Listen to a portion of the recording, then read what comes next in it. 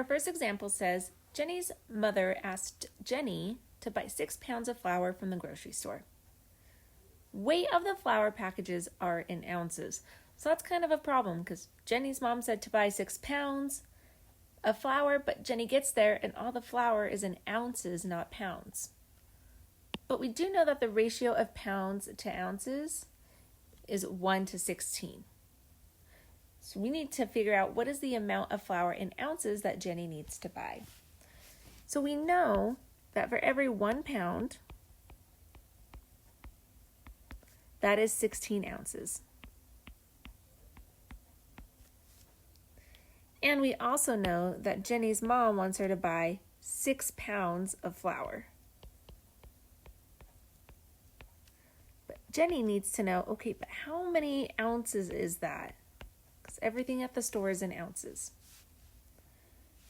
So what I like to do is I like to start looking for a pattern. So I'm going to look over here and I'm thinking to myself, okay, how do I get from 1 pound to 6 pounds using multiplication? And I know 1 times 6 is 6. So I need to use that same pattern over on the other side. 16 times 6. And that'll tell us how many ounces we need to buy. So just a quick on the side, 16 times 6. 6 times 6 is 36, carry the 3. 6 times 1 is 6, plus 3 is 9.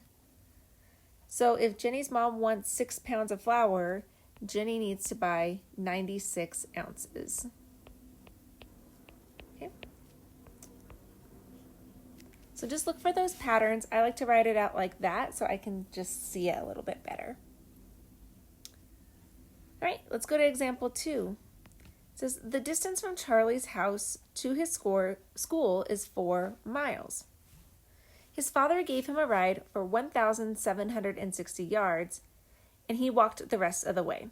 How many yards to school did Charlie have to walk? I think it means to school.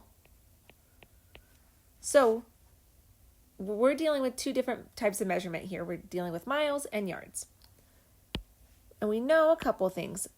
1, we know that 1 mile is 1,760 yards.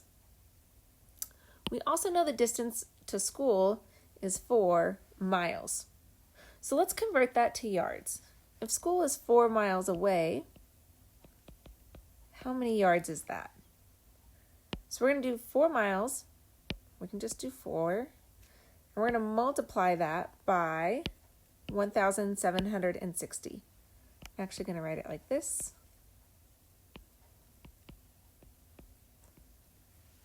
Four times 0 is 0.